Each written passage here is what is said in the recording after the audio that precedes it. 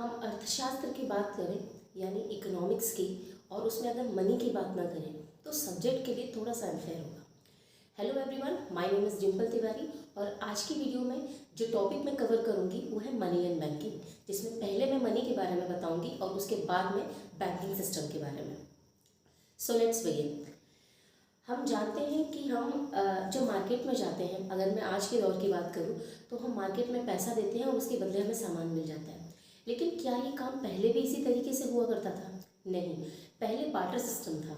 यानी कि जब दो लोग प्रोडक्शन कर रहे हो किसी चीज़ का, फॉर एग्जांपल क्रांति और सलोनी, ये दो लोग हैं, दोनों ही फार्मर हैं।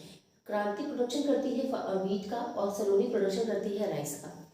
जब क्रांति को राइस चाहिए होगी तो उस टाइम पर सलोनी क्रांति का वीट ले लेगी, ठीक है।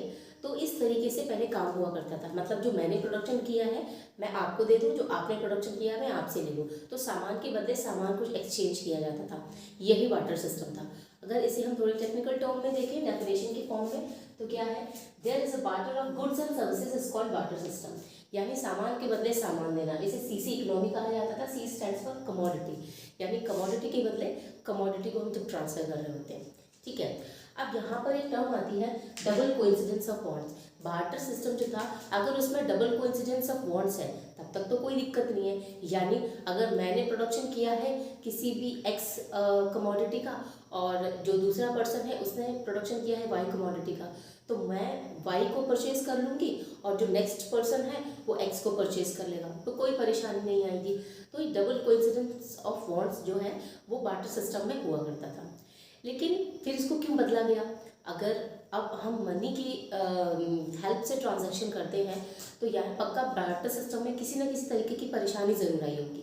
किस तरीके की परेशानी आई है, किस तरीके की कमियां आई हैं, उन लिमिटेशंस को अभी हम एक बार देखेंगे। क्या है limitations of barter system? Lack of double coincidence of bonds, यानी कि अब आप यहाँ पर एक चीज़ देखो कि अगर क्रांति है उसे राइस चाहिए होगा तो क्या ज़रूरी है कि सलोनी को भी वीट चाहिए हो? ऐसा पॉसिबल तो नहीं है। तो यहाँ पर मैं बात करूँ, जैसे आपका ए पर्सन है और बी पर्सन है, ठीक है। ए ने अगर वीट का प्रोडक्शन किया है और बी ने राइस का प्रोडक्शन किया है, ठीक है, तो ए को राइस चाहिए, ठीक है, ए वांट्स राइस, लेकिन बी को नहीं चाहिए, बी डोंट वांट राइस, ठीक है। तो यहाँ पर lacking of double coincidence of bonds आ जाती है कि उसे मेरा सामान चाहिए लेकिन मुझे उसका सामान नहीं चाहिए, तो इस तरीके की प्रॉब्लम बार्टर सिस्टम में आने लगी। दूसरी किस तरीके की प्रॉब्लम आई? Lack of common measure. एक एग्जांपल देती हूँ, उससे आपको ज़्यादा समझ में आएगा। देखिए, जैसे एक तरफ है आपका डायमंड और दूसरी तरफ है आपका सिल्वर। दोनों ही आपकी कमोडिटीज हैं, लेकिन दोनों ही कमोडिटीज है, लेकिन आपको पता है इन दोनों में से प्रीशियस कौन सी है? डायमंड कंपेरेटिवली ज़्यादा प्रीशियस है ना।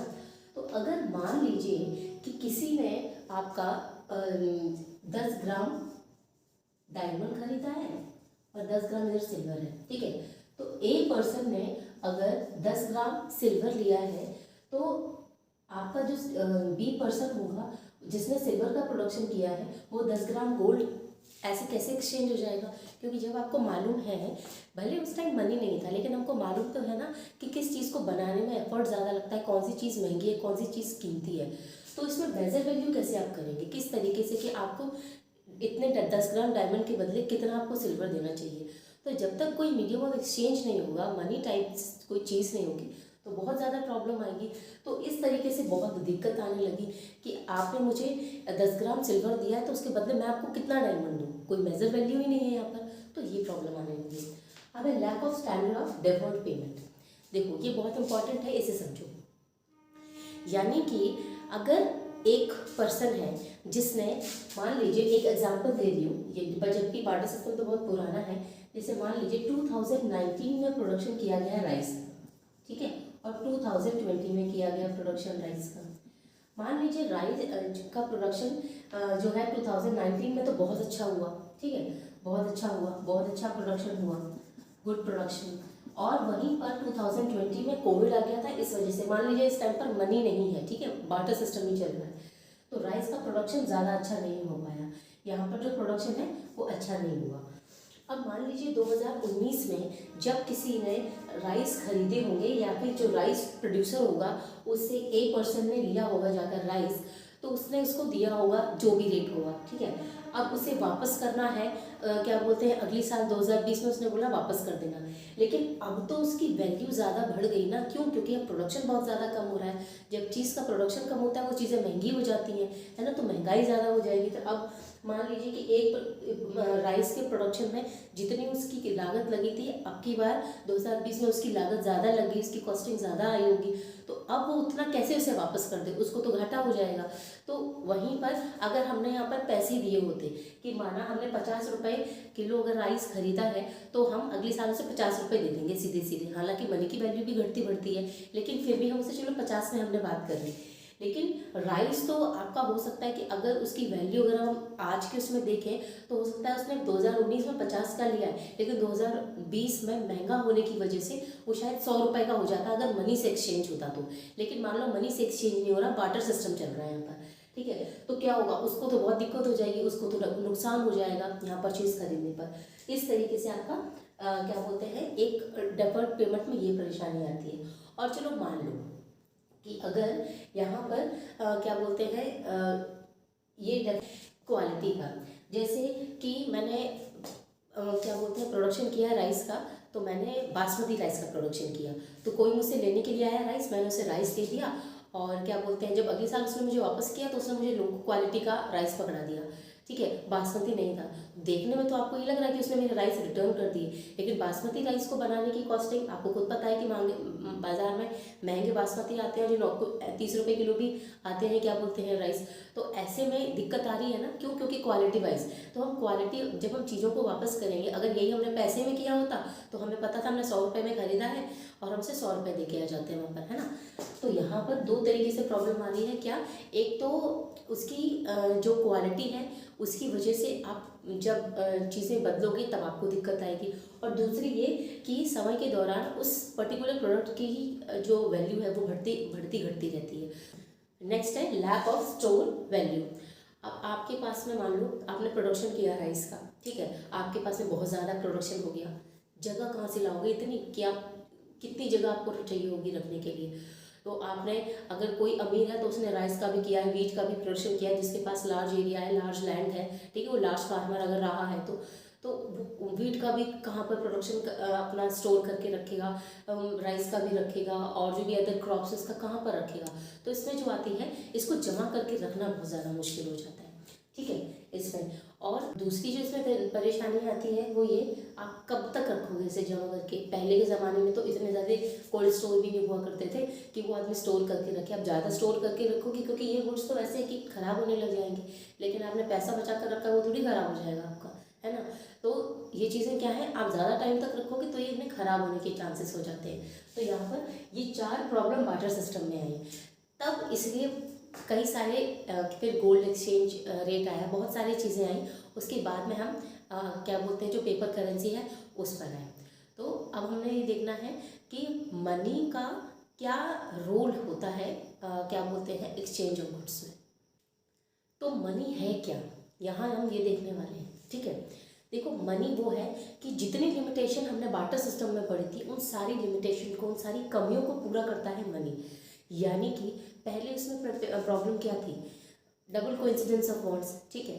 तो यहाँ पर वो हो रही है कि मनी के बदले मनी एक्सचेंज भी कर सकते हो, लेकिन उसे अगर हम छोड़ दें तो ये क्या है, money as a medium of exchange. इसे आप आसानी से कहीं पर भी ले जा सकते हो और किसी को भी दोगे, कोई मना नहीं करेगा आपसे कोई सामान देने के लिए जब आपने उसे पैसे दिए हैं तो, ठीक है। पहला ये बहुत ही ईजिली मीडियम ऑफ एक्सचेंज है, ठीक है। मेजर वैल्यू, भाई मनी है, इसे आराम से ये मेजरिंग वैल्यू है इसमें, ठीक है, इसको मेजर किया जा सकता है। यानी कोई सामान आपने खरीदा है, कितने का सामान है, तो आप मनी के हेल्प से ही बता सकते हो। स्टोर वैल्यू, इसे स्टोर करके रखा जा सकता है, घर पर भी, बैंक पर भी, या कहीं और भी, ठीक है।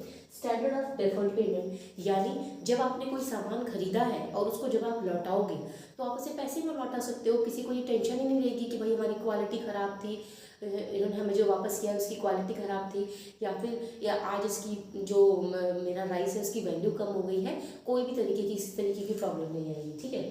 तो स्टैंडर्ड यानी कि वो चारों प्रॉब्लम जो वहाँ बार्टर सिस्टम थी वो सारी जो प्रॉब्लम है उनको मनी खत्म कर देता है। तो मनी अपनी डेफिनेशन यहाँ पर बनाता है। तो मनी के लिए डेफिनेशन क्या होगी? Money is accepted as a medium of exchange, it has measuring store value, it is measuring value and store value and standard of deferred payment, that is called money. ठीक है, अब money में क्या क्या आ जाता है? आपका कॉइन्स आ जाता है, ठीक है, आपकी करेंसी नोट्स आ जाती हैं, चेक्स आ जाते हैं, ये सब चीज़ें आपकी किस में आ जाएंगी? ये मनी में आ जाएंगी। अब आते हैं हम कि लीगल डेफिनेशन ऑफ मनी। देखिए, मनी क्या है? जिसे गवर्नमेंट ने बोल दिया है कोई भी कागज का टुकड़ा कि ये अगर मनी है तो वो मनी है। ठीक है, अब मनी भी आप इसलिए उसको क्या बोलते हैं? वो लीगली ऑथराइज हो। लीगली ऑथराइज्ड का मतलब क्या है? गवर्नमेंट ने उस पर ठप्पा लगा दिया हो अगर कि भाई ये नोट चलने वाला है तो वो नोट चलने लगेगा। और अगर उसने मना कर दिया कि ये नोट अब बेकार है, इसको हटाओ यहाँ से, ये अब नहीं मार्केट में चलेगा, तो कोई भी आप वो नोट आपसे नहीं लेगा और ना ही उससे कोई आपको सामान देगा। तो क्या है भाई? Government declares as money. जब गवर्नमेंट ये घोषणा कर दे कि भाई ये मनी है तो वो मनी है। ठीक है, अब इसमें आता है लीगल टेंडर मनी। ठीक है, लीगल टेंडर मनी का मतलब कि अगर आपने किसी से उधार लिया है या गवर्नमेंट ने उधार लिया है तो उसे पैसे में लौटाएगा, और भी किसी भी तरीके की कोई भी ऑब्लिगेशंस है उसको वो क्या बोलते हैं, वो जो लीगली जो ऑथराइज जो गवर्नमेंट के थ्रू ठप्पे लगा हुआ जो भी मनी है उससे आप कोई भी अपनी उधारी चुका सकते हैं। कोई भी आपकी लाइबिलिटी है कैसी भी तरीके की, उसी जिम्मेदारी को आप उससे ख़त्म कर सकते हैं। ठीक है, और कोई मना नहीं करेगा क्योंकि गवर्नमेंट ने उसको ऑथराइज कर रखा है। ठीक है, इसमें भी दो तरीके के आपके होते हैं, एक लिमिटेड लीगल टेंडर मनी होता है, एक अनलिमिटेड लीगल टेंडर मनी होता है। लिमिटेड लीगल टेंडर मनी में क्या आ जाएंगे? आपके कॉइन्स आ जाएंगे। तो मिनिमम आप ₹1 का जो सिक्का होता है उसको पब्लिश कर सकते हो और इसकी जो सम ऑफ वैल्यू है वो 1000 से ज़्यादा ना हो। अनलिमिटेड लीगल टेंडर मनी यानी नोट, अगर आप आज की बात करें, आज ही की बात मैं कर रही हूँ क्योंकि आप आज ₹1 का जो सिक्का है उसे कम का कोई नहीं आता। पहले आते थे आपके 50 पैसा, 25 पैसा, 20 पैसा चलता था पुराने ज़माने में, आजकल इसका कोई वैल्यू नहीं है। ठीक है, तो मिनिमम ₹1 का कॉइन आप बना सकते हो। ठीक है, और अनलिमिटेड लीगल टेंडर में क्या है कि आप क्या बोलते हैं, मैक्सिमम जो है आप क्या कर सकते हो, जो नोट है वो 2000 तक का नोट आप छाप सकते हो। आप मतलब आप नहीं, कहने का मतलब ये आरबीआई के हाथ में होता है। ठीक है, आरबीआई ये काम करेगी। अच्छा, जो कॉइन है, जितनी भी कॉइन्स होते हैं ये जो करती है क्या बोलते हैं, प्रिंटिंग का काम वो फाइनेंस मिनिस्ट्री करती है। ठीक है, और जितने भी नोट होंगे उनका प्रिंटिंग का काम कौन करता है? आरबीआई यानी रिजर्व बैंक ऑफ इंडिया करती है। ये आगे जब बैंकिंग बताऊंगी तो उसे दोबारा से एक्सप्लेन कर दूंगी, तब आपको और याद रहेगा ये चीज़। दूसरा है नॉन लीगल टेंडर मनी, यानी जिसे गवर्नमेंट ने ऑथराइज नहीं किया है लेकिन वो जनरली एक्सेप्टेबल है, बट बाउंडेड नहीं है कि आप हर बंदे को ज़बरदस्ती वो दें। जैसे आपने सब्जी खरीदी और आप उससे बोलो, चेक काट के आप उसे दे दो कि भाई ये लो, क्या बोलते, 20 रुपये की आपने लौकी ली है, तो वो आपसे आपके क्या बोलते हैं ना, चेक एक्सेप्ट नहीं करेगा, वो मना कर सकता है उसे। लेकिन वहीं 20 रुपये दोगे तो वो उसे मना नहीं करेगा, वो लीगली ऑथराइज है। थोड़ी ना आप जगह जगह चेक काटते घूमोगे आप। ठीक है, तो इसमें क्या आ जाएगा? बिल ऑफ एक्सचेंज या चेक्स। ठीक है, इस तरीके की चीज़ें इसमें आ जाएंगी आपकी। इसमें नॉन लीगल टेंडर मनी में एक्सेप्टेड होता है ये, लेकिन हम इसे ऐसा नहीं बोल सकते वो हर जगह एक्सेप्टेबल है। गवर्नमेंट ने इसको ऑथराइज नहीं किया होता है कि ये आपका एक्सेप्टेबल है। अब एक होता है बैंक मनी। बैंक मनी मतलब जो भी कमर्शियल बैंक होती है, दो तरीके की बैंक होती है, एक कमर्शियल बैंक होती है, एक सेंट्रल बैंक होती है। जो मतलब आरबीआई है उसको हम रिजर्व बैंक ऑफ इंडिया, उसे हम सेंट्रल बैंक बोलते हैं, और बाकी जितनी भी बैंक्स हैं आपकी वो सारी कमर्शियल बैंक हैं। तो जो ये डिमांड डिपॉजिट क्रिएट करती हैं वो आपका बैंक मनी कहलाता है। Now what is money supply? Money आपने पढ़ लिया क्या होता है, अब मनी सप्लाई क्या है? Money supply total value of money held by the public, ठीक है, at a particular point of time in an economy. यानी कि एक certain time period of time पर इकोनॉमी में कितना मनी मौजूद है, ठीक है, वॉल्यूम ऑफ मनी कितना है, वो आपका क्या कहलाता है? Money supply. ठीक है, अब यहाँ पर पब्लिक का मतलब क्या है? यानी कि हर वो सेक्टर जो मनी को यूज़ कर रहा हो, चाहे इंडिविजुअल हो जैसे हम जैसे हाउस होल्ड्स, या फिर आपका कोई भी बिजनेस पर्सन हो, बिजनेस जॉइंस हो, वो यूज़ कर रहा हो। ठीक है, किसी भी फॉर्म में, जैसे आपका चेक वेक सारी चीज़ें इसमें आपकी आ जाएंगी। ठीक है, तो ये सब आपका क्या है? ये आपका मनी सप्लाई है। अब मनी सप्लाई के कॉम्पोनेंट्स क्या क्या है? Now what are the components of money supply? ठीक है, क्या है, एक तो है करेंसी विद पब्लिक और दूसरा है demand deposits. Currency with public में क्या आ जाएगा, आपके पेपर नोट और कॉइन्स, ठीक है, जो सिक्के होते हैं और जो कागज के नोट होंगे वो, ठीक है। अब क्यों, क्योंकि ये सबसे ज़्यादा लिक्विड होते हैं, मतलब बहुत जल्दी आप अगर किसी को रुपए दोगे तो वो बहुत जल्दी हैंड चेंज करेगा, है ना। एक इंसान, कोई भी सामान आप खरीदने जाओगे सबसे जल्दी अगर आप बोलो चेक है आपके पास में, बिल ऑफ एक्सचेंज है और अगर करेंसी है तो हर जगह पर जो एक्सेप्टेबल होगी, बहुत आसानी से आपको सामान जिसमें मिल जाएगा, किसमें, वो क्या है आपकी क्या बोलते हैं, रुपए में, ठीक है, जो आपकी करेंसी है यानी कॉइन्स या पेपर करेंसी उसमें, ठीक है। तो इसीलिए इसको बोला जाता है मोस्ट लिक्विड एसेट, इसीलिए बोला जाता है कि हर जगह पर आसानी से इससे सामान मिल जाएगा। कॉइन डिनोमिनेशंस कौन कौन सी होती है, जैसे आज की हम बात करते हैं, करेंटली आपका 1 का सिक्का, 2 का, ठीक है, 5 का और 10 का, ठीक है, 20 का भी है, ऑब्वियसली हाँ 20 का भी सिक्का भी स्टार्ट हुआ है। पेपर करेंसी में जो सबसे बड़ी करेंसी अभी चल रही है वो 2000 की है और सबसे छोटी जो चल रही है पेपर करेंसी में वो आपकी 10 रुपये का नोट चल रहा है, ठीक है, 5 रुपये का भी कहीं कहीं आपको देखने मिल जाता है, ठीक है। तो आपका अभी जो सबसे बड़ा है वो 10,000 का है और आरबीआई को राइट होता है कि वो सबसे बड़ा नोट जो है वो 10,000 तक का छाप सकती है। ये 1-2 बार क्या बोलते हैं ऐसा हुआ है, लेकिन नोट जितना बड़ा छापेगी ना तो उतनी ही ज़्यादा प्रॉब्लम क्रिएट हो जाती है। आपको कुछ सामान 10 रुपये का खरीदना है, 10,000 का नोट लेकर जाओगे तो बहुत दिक्कत हो जाएगी उसको एक्सचेंज करने में। तो ये एक्सचेंज हैंड चेंज करने में जितनी बड़ी करेंसी होती है उतनी ज़्यादा परेशानी क्रिएट कर रहे हैं। इसलिए अभी बात की जा रही है कि 2000 के नोट को क्या किया जाएगा, अभी उसकी प्रिंटिंग बंद है, कि इसको वापस से ख़त्म किया जाएगा 2000 को और उसकी जगह पर 1000 का नोट इंट्रोड्यूस किया जाएगा। देखते हैं कब होता है। उसके बाद है डिमांड डिपॉजिट। इसमें क्या है, public deposit with the commercial bank, यानी कि कमर्शियल बैंक के पास में जितना भी आम जनता जाके जो डिपॉजिट करती है वो, ठीक है, यानी मेरी कुछ इनकम है, अपनी इनकम में से जो पोर्शन में जाकर डिपॉजिट कर दूंगी वो इसमें आ जाएगा। It can be encashed by the account holder.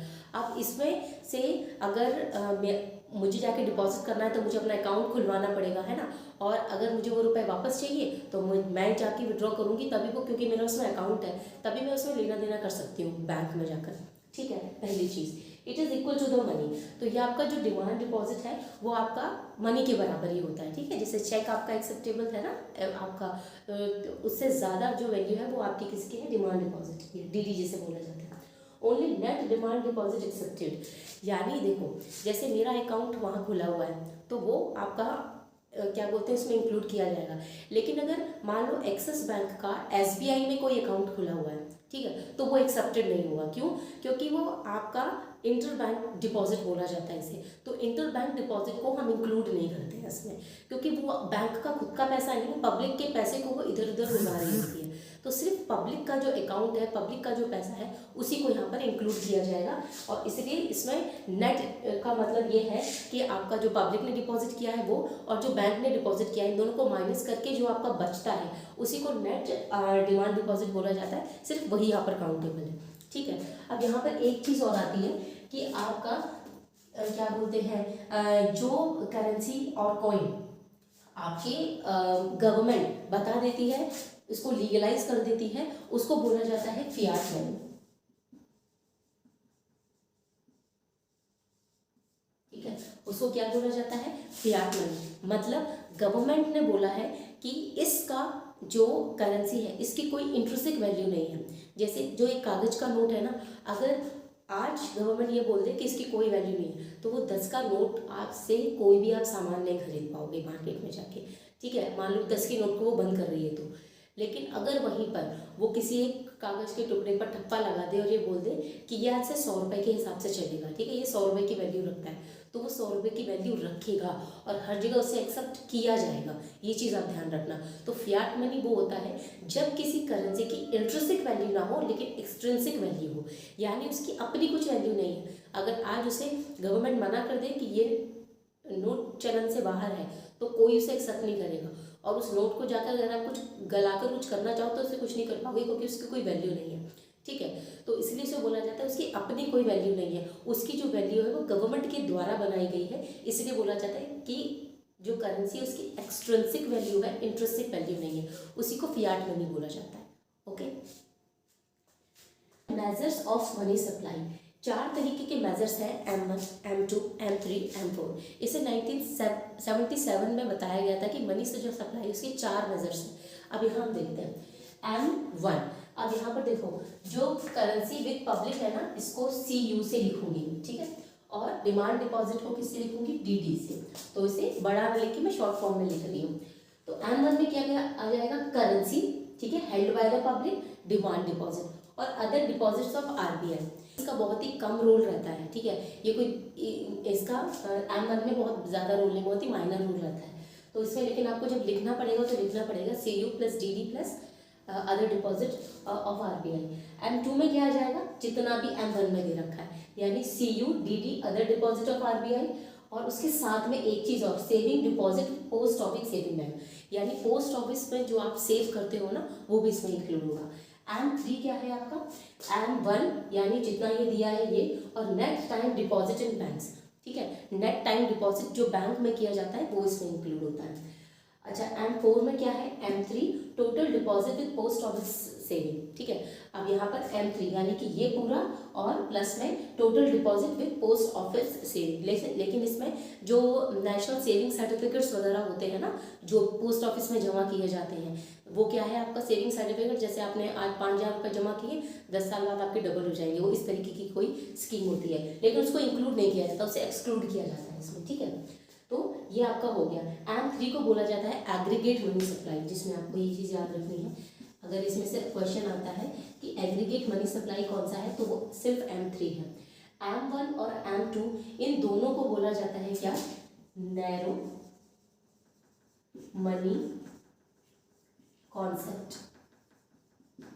ये भी है आपका नैरो मनी कॉन्सेप्ट, और आपका ये वाला है M3 है ब्रॉडर मनी कॉन्सेप्ट, और M4 भी आपका क्या है, ब्रॉडर मनी कॉन्सेप्ट। तो 2 नैरो हैं, M1 M2, 2 ब्रॉडर हैं, M3 M4। Aggregate money supply कौन सा है। अगर कोई ये पूछे आपसे कि इन सब में से सबसे ज़्यादा लिक्विड कौन सा है, ठीक है, तो वो कौन सा है। लिक्विड का मतलब मैंने आपको बताया था, जो बहुत जल्दी एक्सचेंज हो जाता हो, ठीक है, जैसे करेंसी, डिमांड डिपॉजिट, वो हर जगह एक्सेप्टेबल है ये सारी चीज़ें। अब इसमें से क्या बोलते हैं, सबसे ज़्यादा लिक्विड है वो कौन सा है, M1, उसके बाद है M2, उसके बाद M3, और सबसे कम जो लिक्विड है वो क्या है, M4, ठीक है। तो ये आपका एक असेंडिंग ऑर्डर में लिक्विडेशन का है कि सबसे ज़्यादा लिक्विडेशन M1 में है और सबसे कम किस में है, M4 में। फॉरवर्ड मनी क्या होता है, ठीक है, currency hand by the public, यानी जितना रुपए पब्लिक के पास में, यानी इंडिविजुअल्स और किसी बिजनेसमैन के पास में, ठीक है, यानी जितने भी सेक्टर्स करेंसी को यूज़ कर रहे हैं वो। दूसरा, cash reserve with the banks, यानी बैंक के पास में जितना कैश रिजर्व है। अभी कैश रिजर्व क्या होता है, बैंक अपने पास में कुछ रिजर्व हमेशा रखती है। जैसे हम बैंक में कोई डिपॉजिशन करते हैं, उसका एक पोर्शन बैंक अपने पास में रखती है और बाकी को वो कैसे दे देती है, लोगों को उधारी में दे देती है, लोन पर दे देती है, ठीक है, जिससे वो प्रॉफिट अर्न करती है, ठीक है। इसी को हम बैंकिंग सिस्टम में पढ़ने वाले हैं, तब आपको कैश रिजर्व ज़्यादा अच्छे से समझ में आ जाएगा। अभी के लिए आप ये समझो, currency held by the public plus cash reserve with the banks.